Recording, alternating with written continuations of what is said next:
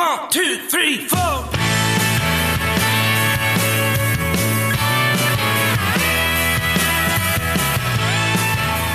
All right, welcome back to Country and Cold Cans. I'm Logan sitting here with Trucker Andy and PK Kyle. Be sure to follow us on all these social media, TikTok, the YouTube, the Twitter, the Instagram, the Facebook.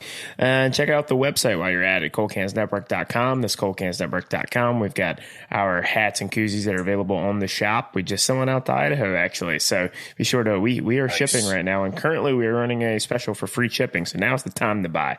And then while you're at it, it really does help us out in the algorithms. Don't pretend to understand algorithms, but apparently they're thing. So give us 5 stars and a great review and click subscribe on Apple Podcasts, Spotify, Podbean, Stitcher, Amazon, pretty much anywhere you get your podcasts these days. Country and Cold Cans is available.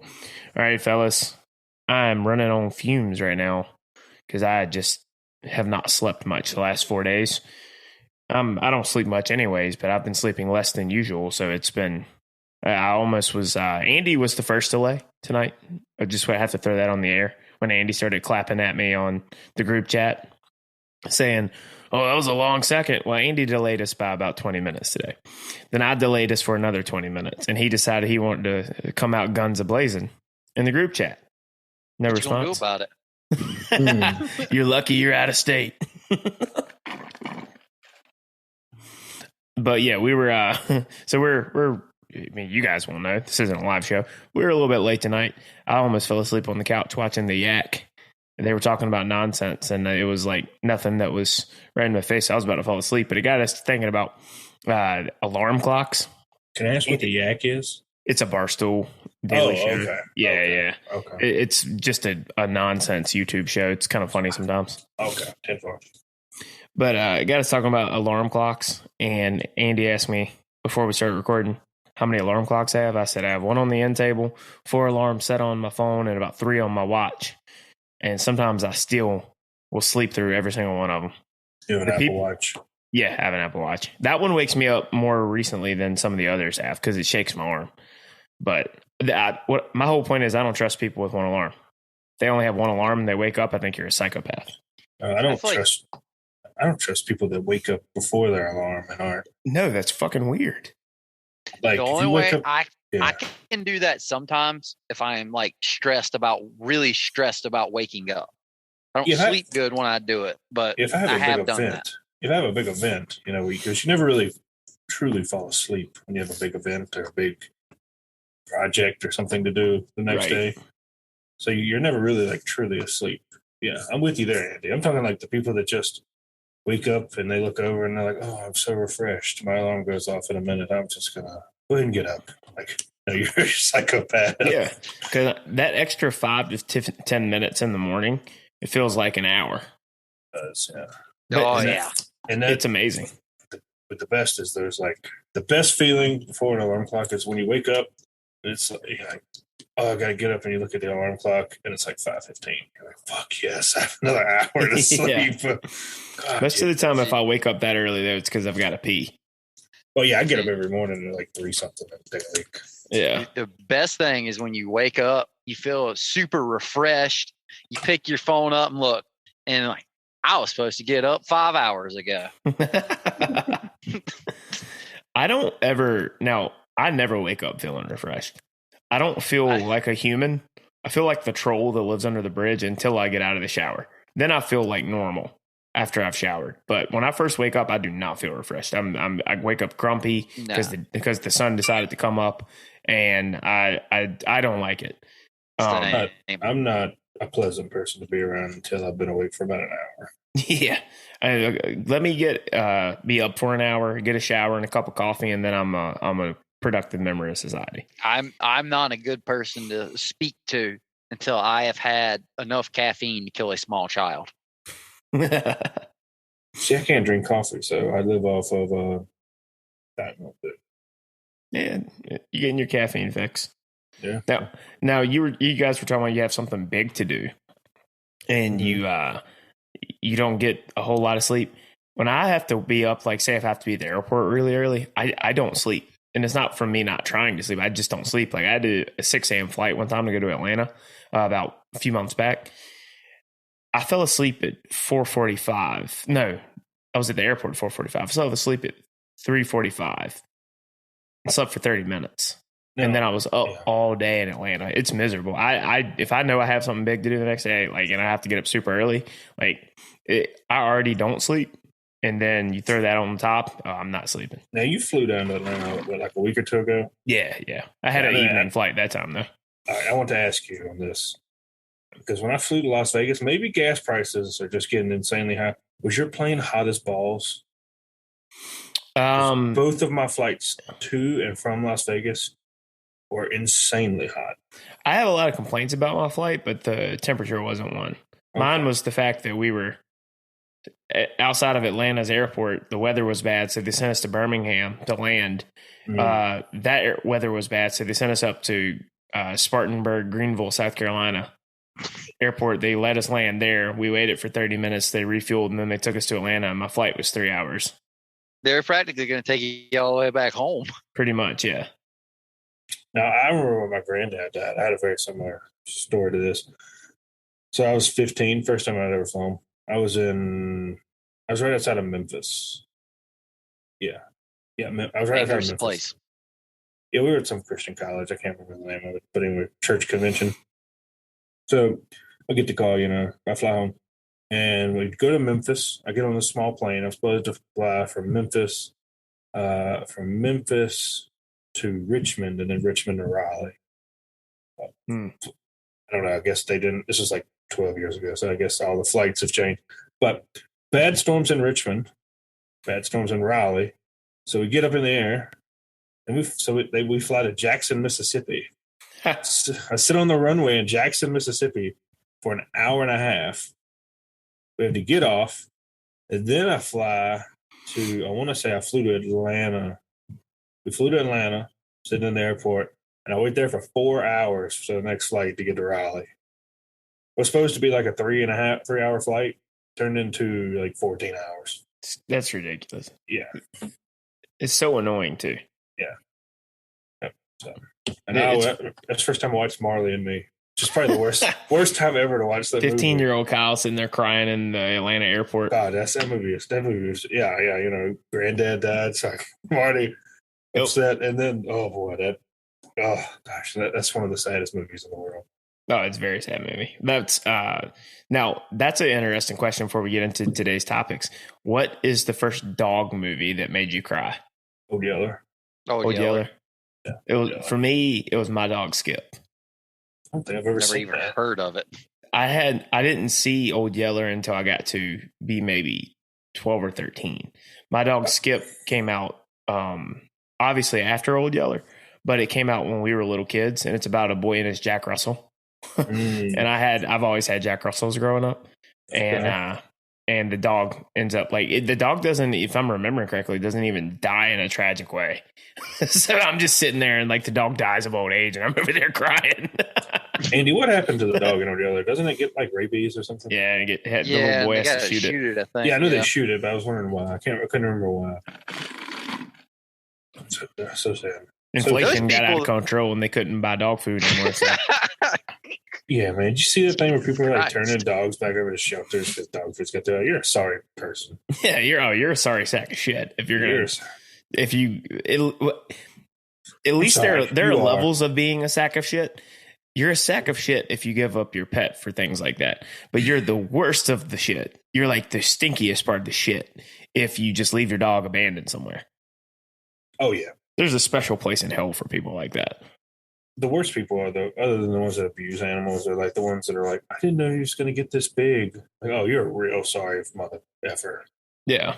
Why don't we just drop you off at jail? So yeah, we didn't know you were going to get this big. We'll put you in a cage and give you a bowl of kibbles every day, waiting to see when they're going to put the needle in you to euthanize your sorry ass and see how you like it. We're very pro-dog on this podcast. Yeah, there's a reason that when you go to the movies and an animal gets hurt, people are way more upset than when they just mutilate this human being. I 100% feel way more empathy and sorrow for dogs being mistreated than I do people. I don't know about Andy, man. Yeah, I think we're on the same boat. Probably. Like, I have a certain level of human, of just on a human level, like, oh, that sucks. Like, I feel for them. But when somebody's like, I see a dog being mistreated, I'm like, that sorry son of a bitch. I'm like, it makes me like violently angry. Yes, you're a real piece of work, buddy. Yeah. Because dogs are the best among us. They're innocent. They depend on us. They will love you unconditionally. Exactly. Like sometimes I'll talk nice to my dog and be like, "Who's an idiot?" and she'll wag her tail. Well, you know how Eli is, man. He's the happiest dog in the world. I remember when he was a puppy, when he was before we housebroke him. You know, we'd pop him when he used the bathroom in the front. He would just sit there smiling at you. I'm like, either you're just the happiest dog in the world, or you got a few screws loose up top. Or you're not supposed to enjoy this. He's like, spank me. Yeah, you can ask Bailey, man. He would love it. He just sit there and smile at you. Bailey's like, what am I supposed to do with this? I hate to say it because I'm like, I don't believe in abusing animals. I believe in disciplining animals. Maybe you didn't pop him hard enough. Well, I always use a newspaper when they're babies because it's more noise. Yeah. So you just roll the newspaper and it just makes a loud noise. He was like little. I get you now. Yeah, real little. Yeah, but it's for his housebrook. Yeah. I always use a newspaper because it doesn't hurt him. It just makes a loud noise. Yeah. I have gotten very soft with my dog over the years because I've had her for 8 years at this point. She doesn't do a lot of bad things these days, but when I first got her, Andy was living with me when I first got her. We were about 20 years old, and I had just gotten her. She took a couple of days to get comfortable, and then finally I let her. I saw her sitting in my bed chewing on something. About the fourth day that I had her, she was chewing up and had eaten a quarter of my remote control to my old box TV I had. I took that remote and I beat the fuck out of her with it. And for ever since then, like it only took a few more times of having to pop her and everything. She's been pretty good, but I was like, set the tone early. I'm in charge. You don't chew up my shit. And, otherwise she's been pretty good for the most part for the last 8 years. Yeah, the only time I ever really got mean with Eli when he was probably a couple months old, and he was just at that point where he was starting to get kind of big. Yeah. And Bailey took his toy from him, and he growled and showed teeth. Yeah. And I, had to put my foot down. Oh, yeah. He was like, "You're being so mean." I was like, "Bailey, he's 30 pounds now. Eventually he's going to be 100. Yep. And he can hurt somebody then." Oh, yeah. I mean, and if our veterinarian friend is listening, because I know he listens sometimes, I apologize, Will, because I know that you don't condone this type of behavior. But I don't understand when some people are like, you've hit your dog for him. Like, yes, I mean, dogs are pack animals. They need to know who the leader of the pack is. And guess what? It isn't Bella. It's me. Right. And I set the tone early with her, and she's been pretty good otherwise. I mean, she used to occasionally shit in Andy's room in college, which that's kind of funny. She would only shit in his room, and it was just at that point I was just I don't even Andy. How did you get her to stop doing that? Because I would like put her nose in it and everything, clean it up and everything, but she just magically stopped one day. Every time I tried to discipline her, she didn't. We took a nap together on the couch one day, and after that, we were best friends. Because this was that period of time where you had started trucking, so you weren't there every day. I don't think so. I think it was before it wasn't. That. No. Yeah. Either way, Bella just magically stopped shitting in Andy's room. Dogs are crazy, but they're the best among us. They're the best. All right, so we got a couple things on the docket here today. Had a couple of EPs, albums, whatever you want to call them. One of them is definitely an EP. The other one is right on the border of what Andy considers an EP or an LP. He leans to the EP side, but it's 9 songs long. But we're going to talk about first. We had talked about a lead single from this artist when it first came out, but it's Megan Moroney's. Haven't we talked about 3 of these? We talked about 2 of them, I think, on the show. Okay. Yeah, we did the first 2. Okay. But it's Megan Moroney's EP, Pistol Made of Roses. And I've been, after hearing Hair Salon, that was the first one we talked about. I love that song. I still think that's the best song on this EP. It's very much held up. It's a very unique take on a heartbreak, sitting there just going into the squeezed in because they're, what was it? Her roots are getting brassier. I don't remember the exact lyric. I also don't understand hair, but she's going in to get her hair done, and then she's hearing all the gossip, or the tea, as the kids say, in there. And then she hears 3 chairs down that her ex has bought a ring, and he's found the one. She's heartbroken, a hair salon. I think it's a very well-written song and very unique. Probably what I think is the best song on the record. Overall, I think the album or the EP is pretty doggone good. It's sonically, it's definitely country, but it has some pop sensibilities, but I think it's done well. Like I said, pop country in and of itself is not bad. It's when pop country is done bad, like Walker Hayes, that is when it's awful. This is country with pop sensibilities that works, and I'm a big fan. What kind of stood out to you guys before we kind of get into some of our favorite tracks? Yeah, I got kind of strong Miranda Lambert vibes from some of these songs, and I'm a big Miranda Lambert fan. I know we had talked about the first two. I could have sworn we had talked about Fix You Too. We did talk about Fix That's You the second one. Okay, yeah, so we didn't talk. Okay. All right, so maybe I got confused there. I really like that song too. I think they're the two strongest on the album. Yeah. Retweet. Other than that, I mean, it's pretty good. I think in a perfect world, if this was pop country music on the radio, I would be a much happier person. Yeah. Agree. Yeah. So I like her. She's a young and up and coming female artist who shows a lot of promise. We'll have to see what the full album looks like, but yeah. Andy, I'm pretty sure that on some of the tracks you probably heard it too about her vocals, that she has kind of a little bit of a rasp on some songs, kind of like that. And as we've documented on this podcast, we all like that in a female vocalist.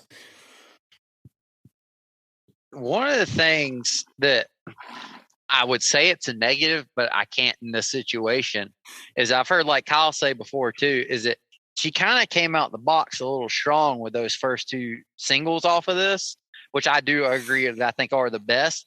But those are her first two singles in general. She only has one other song on Spotify.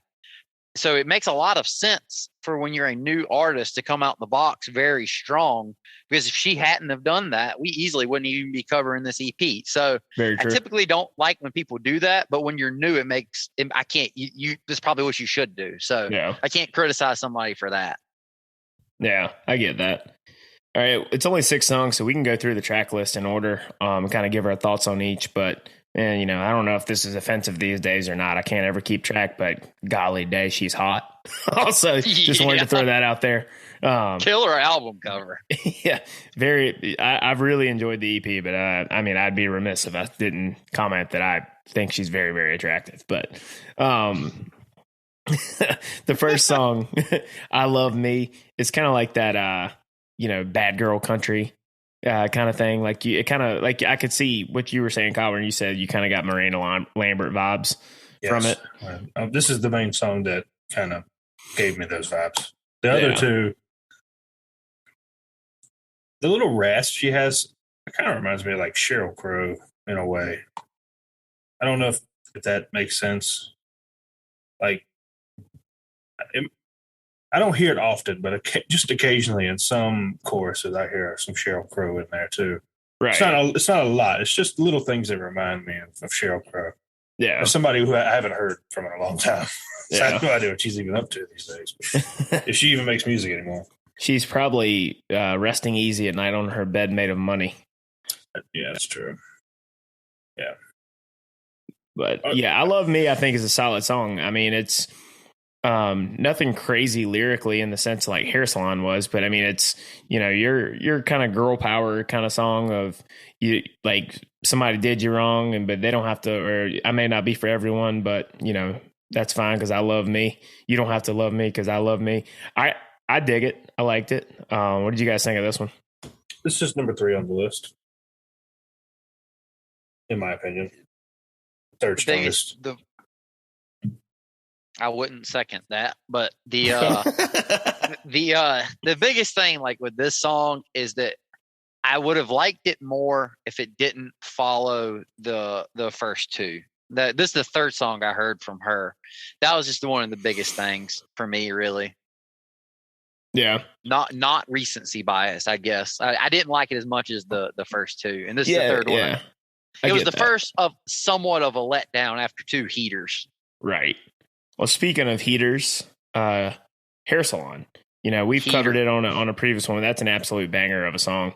Just mentioned it a minute ago, like unique in the way she told a story about, heartbreak and finding out that your ex has moved on.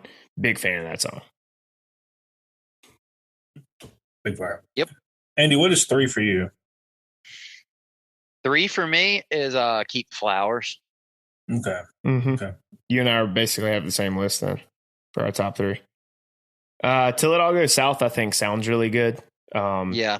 It's like I when it came on the album and when I listened to it multiple times, it was not my favorite lyrically relative to like Fix You 2 or Hair Salon, but I think sonically it sounds really, really good.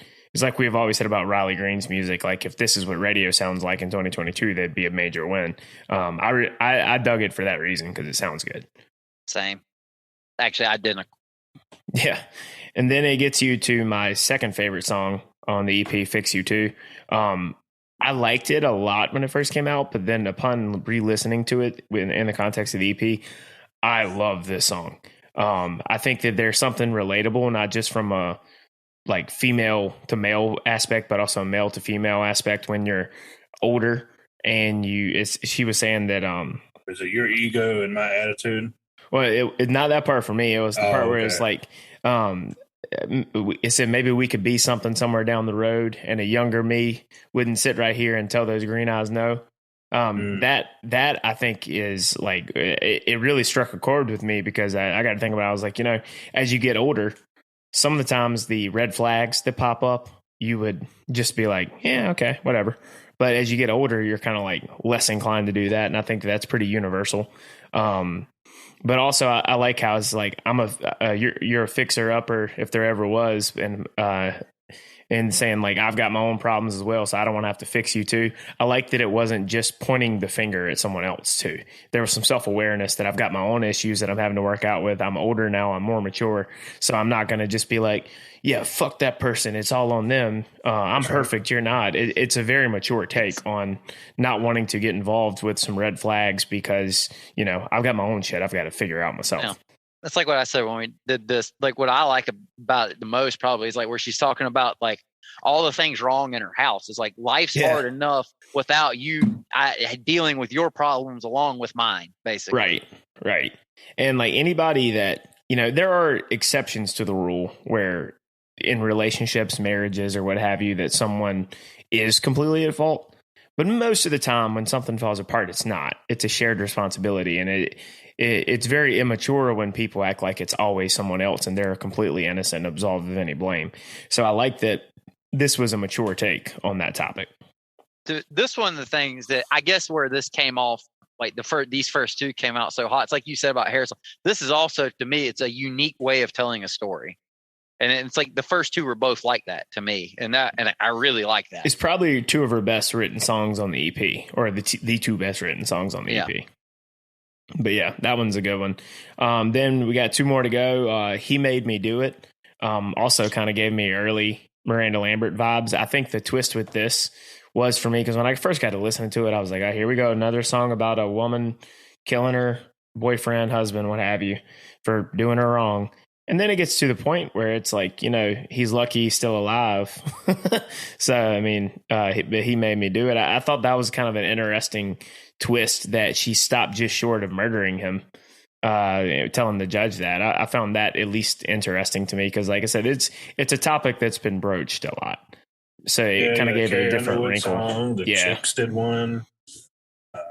It's been countless songs, and it's not just in the female to male aspect either. In the old days, Andy can tell you about quite a few murder ballads that he used to listen to back when we were in college. Didn't you have a Johnny Cash one you liked about him murdering his wife? It's Cocaine Blues. Yeah, Andy's a trucker, by the way, so I'm not insinuating anything, but murdering prostitutes. Waylon Jennings has got one. Waylon Jennings has got several. Some a lot. I think his though. He didn't kill his wife. He's going to kill her. Right. But no, I mean, what'd you guys think about He Made Me Do It? I didn't really like it. I probably would have rather her kill him. Yeah, I agree with Andy. More violence. I get that aspect of it. Amy, you are the one that brought that Josh Malloy song about murder, but I just found it more interesting that she didn't. Because otherwise 10 minutes long. Yeah, I know that song was an investment just for one song. Yeah, But with He Made Me Do It, I think my perspective was I found it more interesting that she didn't kill him because it was just different from what we normally get in those songs. But I understand if you gravitate towards murder songs as Trucker Andy does. Yeah. He probably I like got a little murder disappointed. mysteries. She let him live, so Andy's like, damn it. Would like to make an aside. The name of the CP is phenomenal. Why you say that? I just love the name Pistol Made Just of love the Roses. name. Yeah. Yeah. Well, that's a good segue into the last song, though. Yeah. Because the last one is Keep the Flowers. Another one, this was probably my third favorite song, I would say. Like you said, Andy, because I like the idea of it of, somebody has kind of burned their bridge. You've given them extended forgiveness to them.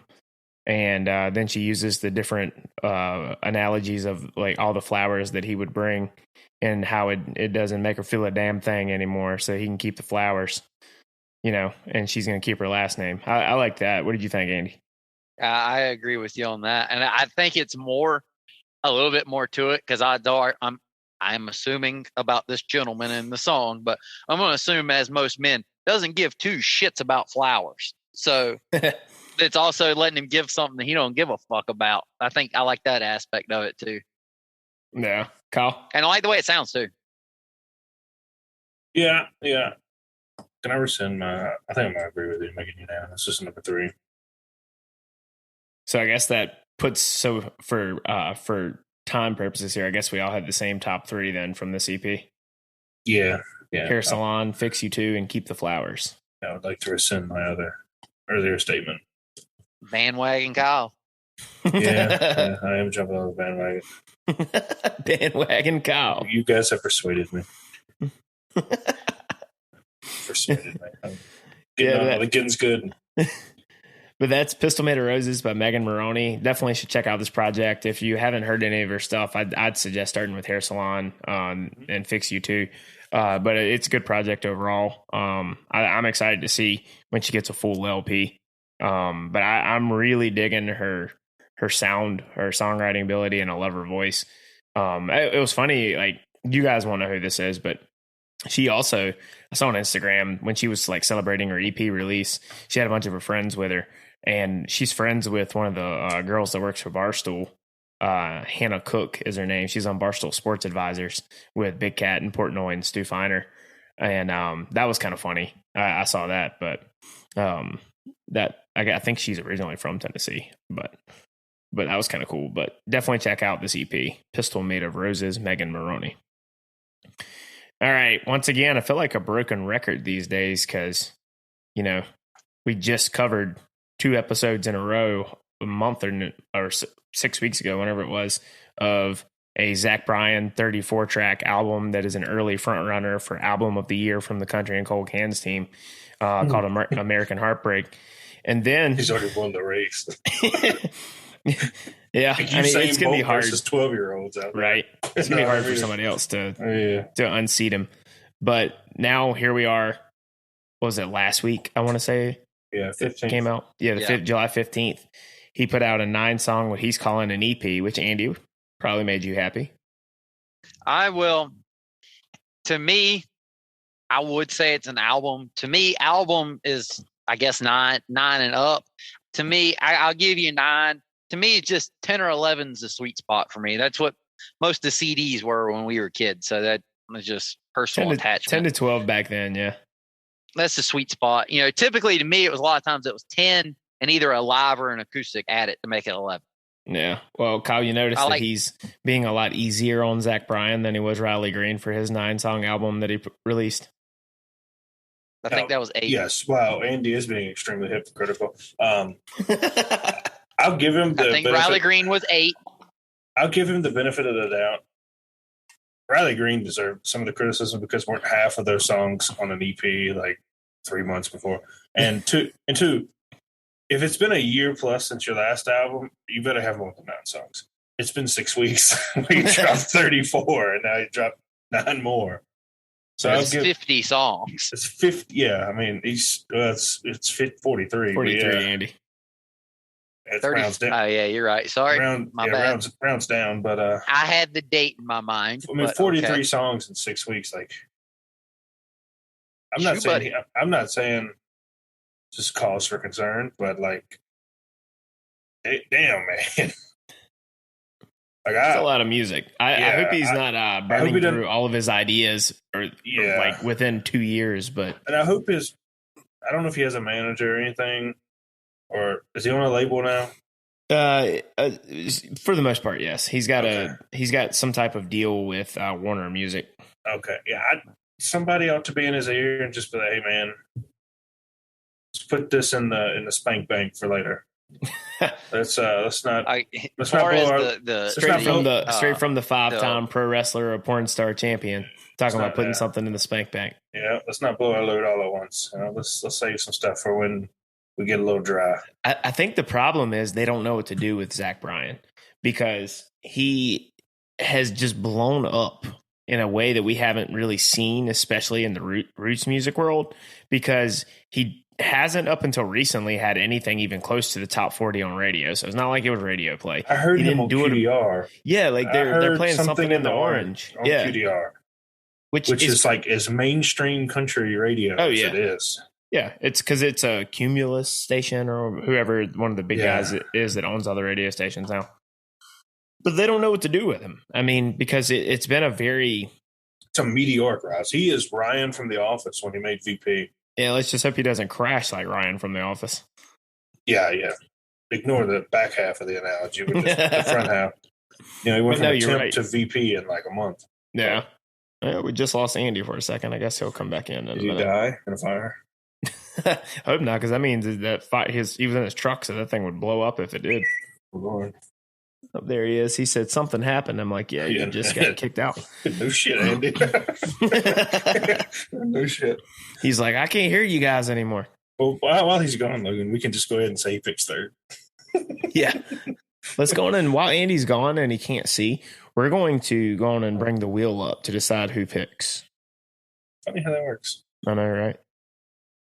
All right. First pick. Well, look, Logan, it just happened to be you. And we're not lying. Yeah, it did. That's me. All right, second pick. It's going to be Kyle either way, even if that's exactly. And it's Kyle. Perfect. I didn't even lie. All right, Kyle. All right. It's Logan, Andy, Kyle. All right, so just for anyone who's listening, we just did a 2-episode in-depth review of Zach Bryan's American Heartbreak. For Summertime Blues, we decided to do something a little bit different this time. We're going to open it up once Andy eventually gets back in here with some brief thoughts on the record overall. But then we're going to draft. There are 9 songs, 3 of us, 3 selections each. We're going to draft the songs on the track list. And we'll kind of go into give some thoughts on the songs as we draft them. But if we decided, since we just did, such a long review of American Heartbreak for a very long album, we shake things up and try something different and incorporate our recent edition of the draft segment for a music review. But 2 things before Andy gets back. One, I really dig his use of the violin on this album. It's on multiple songs. I'm a big fan of violin. Violin's a phenomenal instrument. And that and the growl, as they say, was on full display on this EP, much more than his album.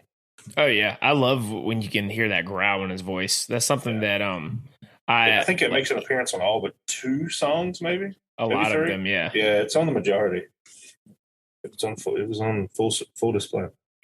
No, definitely. That's something that and some of the independent people listening may hate me saying this, but something that he does well, and it's also something Morgan Wallen does well vocally.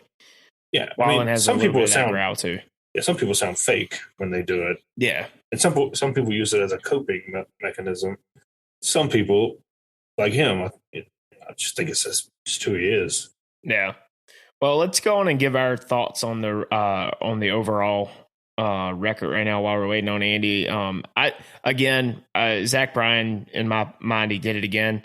I think that overall, and this isn't really a fair comparison, it's apples to oranges. I don't think the quality is quite as good as American Heartbreak, but there's some really, really good songs on here. Sonically, he kind of has a little bit more production, I would say, on this. Yeah. But he still kind of is going with that, half in, half out. Some songs are a little bit more stripped back in the traditional Zach Bryan way, and then others have a little bit more of the full production. And when he goes to full production and he adds some tempo to the songs, that's where I think he really shines on this project. Like Oklahoma Smoke Show, Motorcycle Drive By, all the time. I think those are really, really good. I love the production on those, and I love the tempo. Yeah. And then one thing I wanted to point out too, well, I can wait for the draft because there's Andy, but what were your overall thoughts on the album? Not to spoil anything because Andy's been doing it. In my opinion, Summertime Blues might be the weakest, in my opinion. Right. I can assume why the EP is titled Summertime Blues. He dropped it in the middle of July. Yeah. I think that story just writes itself. But in my opinion, I think that's probably the weakest song on the EP. So it's a good song. It's a clever twist on, Summertime is happy and yeah. I mean, we all love sad songs, but it's kind of sad. No, I mean, definitely. I think or it's at least melancholy, I would say. Yeah, that's Summertime Blues is probably a little more melancholy than that's a good word sad to describe in the it. traditional sense. Thank you, Logan, for being a thesaurus for me. Andy says he's still joining. There he is. Yeah, so and that is so Andy's back. And that is Sorry, our draft. That's Andy, we drafted for you. Yeah. Sorry. Hold on. We gave you the Applebee's song from Walker Hayes, the new Sam Hunt song, and 5'9" by Tyler Hubbard. Did you die again? All right. Is it working? Yeah, you're good. Yeah. All right. Is there any way to cut 5G off? I'm not the one to ask about that. Ask IT Kyle. We're gonna get a COVID flag now. Yeah, I know, right? I think I was on 4G when we started, and then when it cut out, my phone was on 5G, and I tried texting you guys and everything. My phone wouldn't do anything. Now, where are you at? And there he goes again. All right, Andy's back finally. He had to call in like it's a radio show. Yeah, those fucking internets don't work anymore. Well, all you've missed is we did our introduction of the draft while we're doing it, and our thoughts on the album, and then we got the draft order. But before we tell you the draft order, what are your overall thoughts on this project by Zach Bryan? Overall, I absolutely love the production and the instrumentation on this album. It's not overdone. I don't know. I'm not trying. I don't want to tip my hand for this draft either because I feel pretty good about it. So, but absolutely love the production on it. All right. Where do you think it stacks up compared to American Heartbreak? I don't know how to compare it to that really because this is comprehensible. I'm going to lean to say that I think I like the writing better in American Heartbreak. I think it's better, but it's also like almost 4 times the size. So it's tough to compare. This is comprehensible. The American Heartbreak isn't really even comprehensible as a piece as a whole. Yeah, it's a lot of songs. It's information overload. But great album. So yeah, that's our general thoughts overall on Summertime Blues by Zach Bryan. Like we said, we're drafting all 9 songs, 3 selections each. Since we just did 2 episodes covering his monstrosity of a double, triple album, whatever you want to call it. Previously, we decided to shake things up a little bit, incorporate the draft. Andy, we did the draft order while you were gone. And anyone that was listening while you were out in BFE trying to get your internet to work. And we have the video evidence. If you don't believe us, if we can send it to the Cold Cans corporate office and have them review it. Hint, I'm the one that would review it. So we We would send it to Carter. We could send it to Carter for a fourth party, I guess it would be here. He could arbitrate. Yeah, but is Carter really good at that? I don't know. Maybe not. But the draft order is me 1, Kyle 2, you 3. Yeah, this sounds like bullshit. Oh, I'll clip it and send it to you afterwards. I have the tape. I have the receipts, as El Prez would say. But I believe that Logan won because he always wins these fucking wheel things. It's like the wheel loves me. The wheel loves me. Yeah, I caught shenanigans on that. At least the wheel loves me, guys. Like, come on, don't take that away from me. Come on now. You went there, didn't you? Yeah, he did win the wheel though, didn't he? No lie. And then Kyle won second. Honest to God, genuinely, yeah, really did. We even tried to cook it, and we still came out this way. So, all right. So let's jump into the Summertime Blues by Zach Bryan draft, presented by the Cold Cans Network. All right. So I'm the first pick in the draft, and this one was really easy when I saw that I got the first one. It is 100% Oklahoma Smoke Show. I absolutely love this song. From the tempo, the production of it. I love the songwriting on it. I mean, just the hook of the beginning of the chorus where he's like, she's an Oklahoma Smoke Show. He's an asshole from back home. I don't know why, but that immediately I was like, hell yeah, love that. So Oklahoma Smoke Show is the number 1 overall pick in the Summertime Blues draft. You guys have any thoughts on that one? Why'd you pick that one?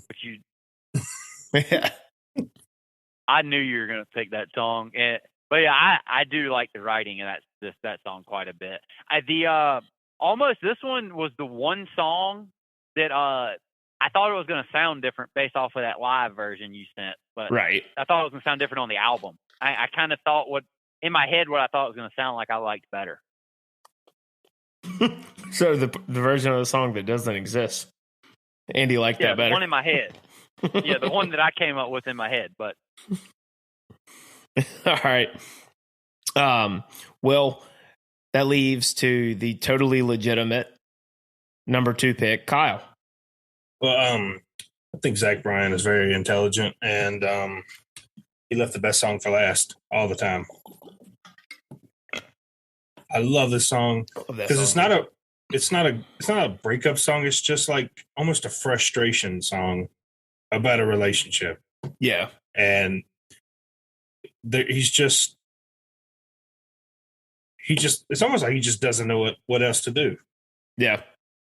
And I love when on the chorus, like the whole band goes silent other than the strum on the guitar. I love when people do that.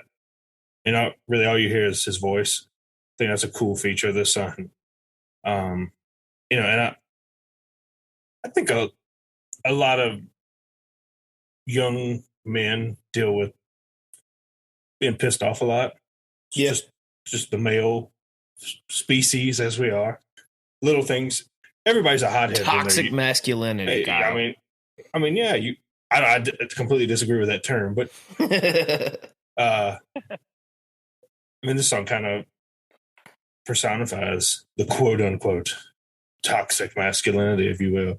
I mean, from the very opening line, kind of really gets the point across of like you saying that he was he being just pissed off and like just being kind of like hands up in the air, don't know what to do. He's like, why can't you love me like I need you to? It's such a simple task at hand. In some ways, it's a very selfish line. Yeah. If you think about it, it's like, why can't you do what I need you to do? Is it that hard kind of situation? But it catches your ear from the beginning. I love the line, I feel like a nuisance in my own damn mind. I was just about to say that. Yeah. I mean, and from what I get from it, she's extremely critical of him and everything he does. And he's just, like I say, he's just frustrated and fed up. And he doesn't know what else to do. Go ahead. No, that's what I was going to end on. And he's just talking about, I'm done. I'm just going home. Like, I just don't know. I just don't know what else to do. Yeah, because the frustration aspect, again, is very clear when it's like, when I speak, you say it's too much, but when I scream, you say I've lost my mind. So, like, what is he supposed to do? Yeah. How is he supposed to communicate is kind of like the feeling that's being put out there. Yeah, and I don't think I can remember a song that kind of tackled this aspect. You hear a lot of songs that are like, oh, we broke up because we couldn't get along, or it wasn't the right time. Those songs are always when it's over. It's not, this is like probably like stage 3. Yeah. Before things are quite over. Before things quite over. It's just, you just really, like, I mean, trying to describe it is like, you just really just don't know what else to do. You're just pissed off and frustrated. And you just want to throw your hands up and go home. Yeah. And I love this song, man, because I can't think of another song that tackles this aspect in the relationship cycle. He's on third base waiting to go home. Right. So no, it's a good pick. Yeah. That would be my Andy. First. Well, my top 3 are still on the board, but my absolute favorite song off this album is Motorcycle Drive-By. Ah, damn, that was going to be my next pick. This song fucks. Like the chorus, aside from the beat, rhythm, everything about the instrumentation of this song is fire. That's what's got me hooked. I love the lines, there's so much shame inside me. I just want to hide me, but they want to see me play my songs under light. Fire. I don't know what a motorcycle drive-by is. I was curious to know it's your guys' interpretation of it. My guess is that more so like he's flying out in the open, like, you know, you have no protection if you're doing a drive-by on a motorcycle. What do you guys think? I honestly had no idea. Yeah, I took it, you know, like when you see people, I took it as like when you see people die and like whatever their hobby was, like they were a big motorcycle rider, all their friends and everything kind of just do a drive-by of the funeral.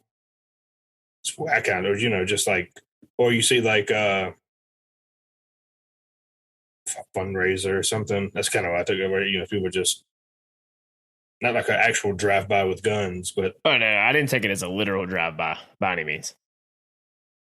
Yeah, I didn't. I don't really know what it means. I just assumed it was like a bunch of people on motorcycles driving by. I mean, literally, I didn't. Well, I really liked how it started with the chorus. I like it when I don't want to. Yeah, I don't like it when somebody does that too many times on a record, but I do like it when they sparingly use it and it's used well. And this is one of those times that this song is a banger, just from like Andy was saying, the tempo and the production. But it started with the chorus. So I kind of upset Andy that you picked that, because that was going to be my next pick, but I can't blame you. It's a good song. I burn this song up. Yeah, it's a good song. All right, so it's back to me. I'm scared. That means I'm scared. I'm really nervous. I actually am going to surprise you all with this. Okay, I'm really nervous. I'm going to go with Summertime Blues. Wow, okay. Yeah, there's something about this song where it's kind of has a little bit more of a stripped back feel. It sounds a little bit more traditional Zach Bryan, with like how he's kind of been at the early part of his career before he kind of like signed his deal and everything has been put in pretty much pre-American Heartbreak. I really like kind of how he incorporated, like we talked about when we had Jordan on here, the sound of the birds in the background. It kind of sounds like this organic kind of situation, like he's recording it outside live, and who knows, he might have. But I really liked this song for that aspect. It's kind of the opposite of what Oklahoma Smoke Show was in some ways sonically. It's a little more stripped back, less produced. The tempo isn't quite as quick, and I really like the kind of the chorus is very catchy, and it's deceptively catchy. I didn't think that I was going to like this song as much as I did upon first 2 or 3 listens when it first came out, but it's really kind of growing on me. And there's one line that just keeps sticking out in my mind that I really, really like, where it's, here it is. It said, "I wonder if you saw it too. Wish I still had someone to lose. But all I got are these summertime blues." And then then it kind of reiterates that kind of same feeling, that melancholy feeling. This is a very melancholy song. Kyle and I were talking about that earlier, why Andy was having technical difficulties. And it kind of, that melancholy kind of aspect kind of comes out again in the chorus, where he says, "All the boys who ain't got no home, the beautiful girls I'll never hold, this one's for you, my summertime blues." That's something that I think that he does well is like that melancholy type of song. Like I've always said that Parker does songs that are like longing, the idea of longing for something or someone does well. I think Zach Bryan does melancholy well, and Summertime Blues kind of encapsulates that. So yeah, my second pick, Summertime Blues. I wanted to add in with this something that Kyle said when we talked about it last time that really made more sense within the album. That how Kyle said it does sound like it was recorded like outside. That makes a lot of sense for a song about summertime to be recorded outside when people spend a lot of time outside. It's to me, it's like that's a clever production thing to do for this song. Yeah, and there were a couple of those on this record on another one that hasn't been named yet. But yeah, I agree with that. I was telling Logan right when you have technical difficulties, Andy.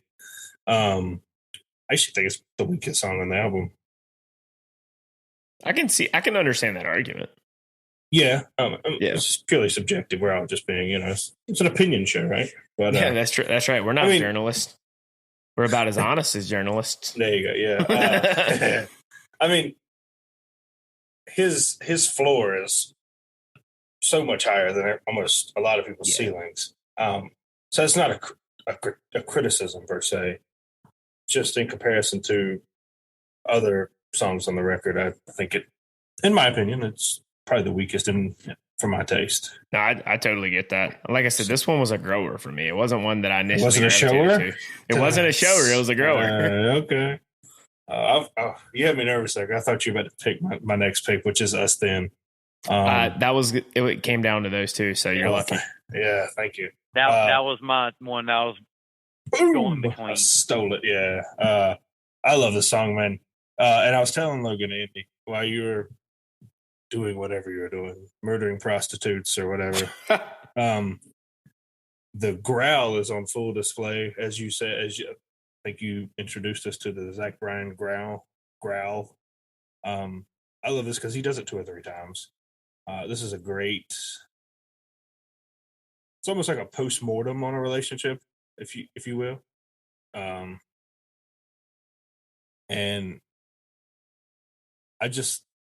he's just looking back, and he just wants to go back to when everything worked between those two, and it's a good. We haven't done it in a while. I think we kind of slacked up on it, but it's a good sad boy summer song, in my opinion. Do you two agree / disagree? No, I mean I agree with what you said on that. It is a good post-mortem. Yeah. Where my other one was like on third base. This one is he's sitting in the dugout waiting for his next at bat. Right. Yeah. So. And this is kind of him doing, like I just mentioned, how Parker McCollum does well. He's kind of longing. He's longing for something that he lost, something that he once had. He talks about take me back to Us Then, where the times told true. Well, he even talks about taking me back to Us Then, where the sun does shine on a lawn chair holding you, Yeah. He's longing for something that he lost. Yeah. I mean, I could die tonight. Yeah, it does. I'm not sure if it's a fiddle or a violin. There's a couple songs where there's a violin or a fiddle. I can't really tell the difference. I never know the difference. Yeah, I know I love the style of play is different, but I don't know if the instrument actually is different. I have no idea about that.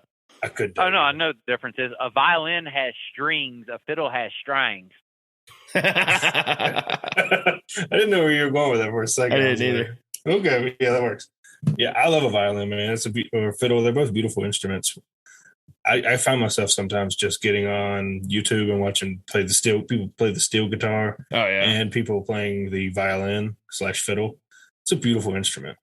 I think I like the fiddle better than the violin because while it's impressive for the classical violinists to do what they do, those people get down on a fiddle. Well, I much prefer the fiddle. I like the boot stomping. Let me have a 6-pack of Miller Lite at Kane's Ballroom, stomping my boots on the hardwood floor. Give me a hell yeah, Andy. Hell yeah. Liar, you don't drink anymore, so you can't say that. I just like how fast they play the fiddle. I mean, that's wicked impressive. No, it really is. And you even watch people play the banjo where they start picking. That's insane. Oh, it's really crazy. Yeah. So I'm like that. Yeah, I enjoy I find myself going down rabbit holes on Friday nights on YouTube, just watching people play the steel guitar, fiddle, violin. That's another instrument that's really, really difficult. I've been told, and it's probably one of my favorite instruments when it's in the mix is the pedal steel. Yes, such a good noise it makes. But yeah, that's my second round selection. All right, Andy, you're up. Well, still not bad about my pick. This was one I was worried Logan was going to take. I'm got 20 so is definitely going to be the next one. Damn you! The title of this is actually what drew me in first. And the biggest thing with this song to me, it's the way it's produced just amplifies everything that he's writing about to me. Like just I guess it'd be like it amplifies, I guess, the angst of being in your 20s, I guess, is what I'm trying to say. And it's just great, right? It's a great sad song, and just the way it's produced makes the sad song just that much better. No, yeah, I mean, I love the line and how close can a man come to dying before dying, about as close as you were before you were. I can't say that right. How close can a man come to God before dying, about as close as you were when you were trying? This is just a fantastic song. It was another one of those ones that didn't strike me the first time I heard it, which is probably not what you guys would thought I would say. But the more I listened to it again, it was a grower, not a shower. I really started to vibe with it after that. But yeah, this was on my list of things to possibly pick, Andy, but it just didn't quite make the cut for the first two picks. This was going to be my third pick, so have fun with stealing my pick, Andy.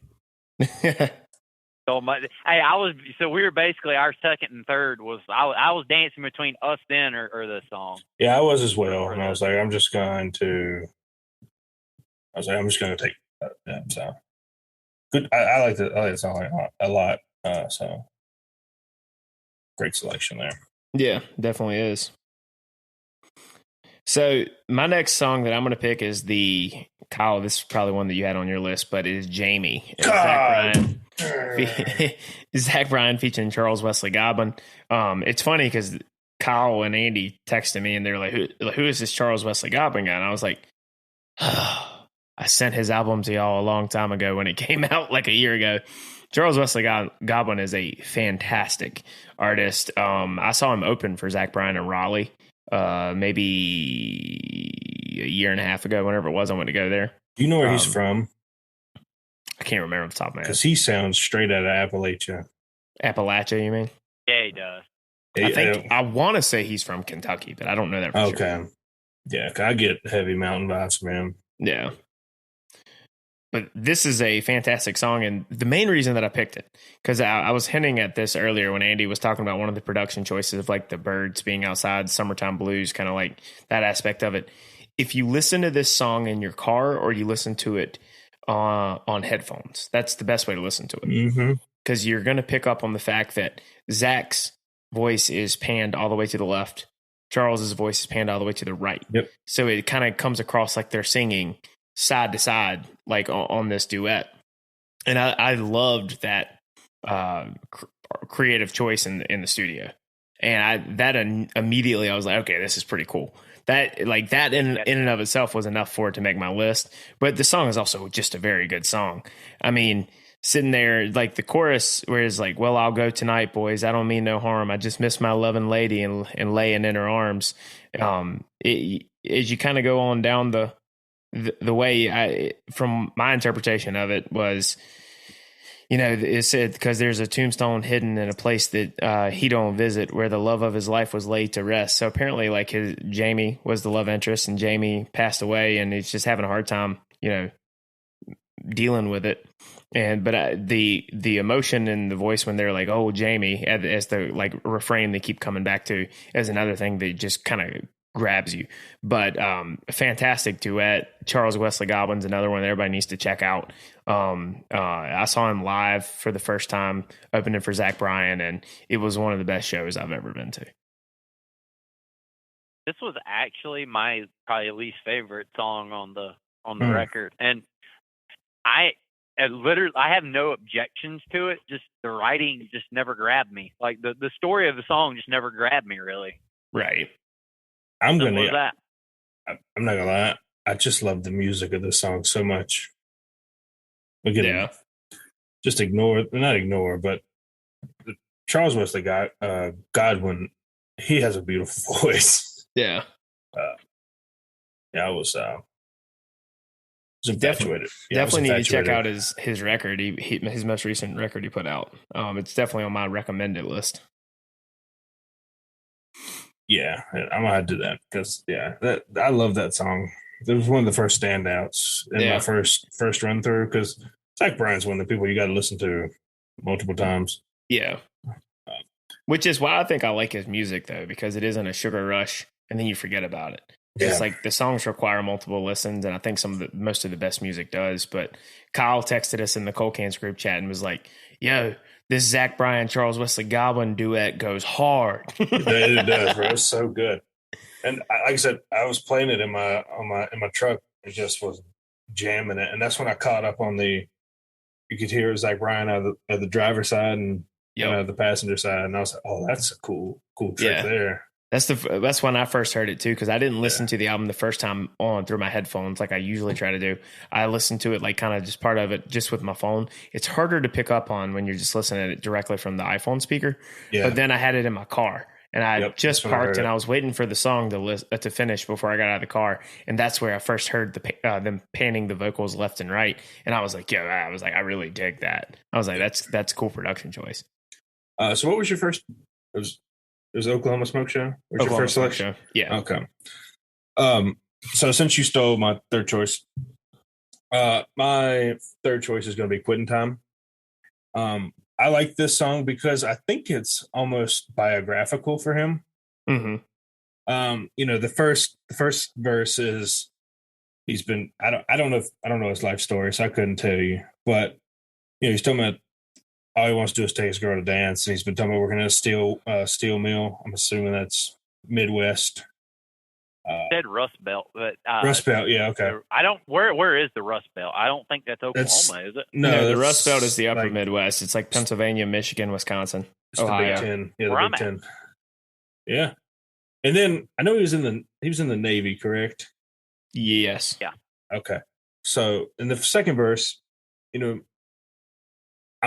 I can't equate that to anything other than being in the military. The desert sure is hot.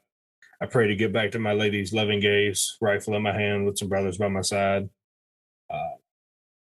And he's just hoping to get home. And then the final verse is talking about putting on roofs, and he's being poor. So I took the song as it's almost like a biography of his story. I don't know if it's true or not, but that's the way I interpreted it. And all he wants to do is just, I don't really know what How She'll Cool Me After Dark means, but he just wants to get back to the lady he loves. So wherever he's at in his life, like I said, I'm not sure if he's done any of this in his past life, but that was the way I interpreted it, was almost a story of his life. I'm like almost 100% sure that like he hasn't worked in a steel mill like specifically, but the premise still stands to your point though. Like working for your sweating for your wages, doing what you need to do, but in reality, you want quitting time. You want to get home to your loved ones, and that's what you're looking. That's what gets you through the day. That's why you put food on the table and work for a living. Yeah, and I don't think this is autobiographical. No, I think loosely, I thought that initially is. Yeah. I thought that as well, but I kind of think this is somewhat more of a cue of how good of a writer Zach Bryan is. That where I don't think the song is autobiographical, but he can write it so well that you think it is. That may be the case. The only part that really made me think that was the second verse where he's talking about the military. It's kind of what sold me. I know he's a veteran or whatnot, which is very admirable. Like I said, it may not be even anyone factually accurate. I don't know. I just took it as more like a story of a life. Story of something that's relatable, that emotions he's felt. Yeah. And I really vibe with the verse where he's like, I've been putting roofing on houses atop homes I can't afford. Mm-hmm, mm-hmm. Yeah, I've been to a bunch of those houses. Line. Yeah, I've been to a bunch of houses doing work on houses I could only dream to afford. I know. Yeah, so This is one of the songs to me that the production really stood out because at the start of this song, when you have headphones on, it starts in your right ear and then picks up in the left, which is, Right. reminds me of just some of your older rock albums. And like the guitar in this song is just banging. yeah, we get the reminds me of guitar in Turnpike. one ear and the rhythm in the other. Yeah. Yeah, the guitar actually reminds me of Turnpike. I can't remember the guy's name. No, the guy's name. I just Talking can't about the remember. lead guitarist? Yeah, the guy that started playing with Ryan Engelman. Yeah, yeah. It kind of a little bit reminds me of him. Gives me some Turnpike vibes with him. Yeah, I have to go back and listen to that with an ear out for that. If you get like the solo towards the end of it, it sounds a little bit different tone, but I guess you could pick up on the similarities of it to him. Well, I guess that there's no surprise as to what Andy has to pick here. I'm actually not mad about it because I actually, right before this is one of the songs I didn't listen to a ton through it. This one didn't stand out to me, but getting ready in case I got stuck with this, I actually was starting to listen. I was like, this song kind of fucks. Like, I really actually, the way it sounds, it's one of the, like, Matt and Audie were a few fine folk. The way he sings that just sounds great. And then, too, where it's, let me see, I got it pulled up in here. case I get stuck. They head out to, yeah, but where they said to head out to Montana where the weather is colder, like just the way he says that, I like sings it. I like it, and then I like the line, "I'd rather die a desperate man than a man that got caught." That I don't know. I like these violent criminal stories. Oh, that's well established that you like that. Yeah, I like the violence. No, I mean, I don't have anything against this song. This was probably this was not my favorite track by any means.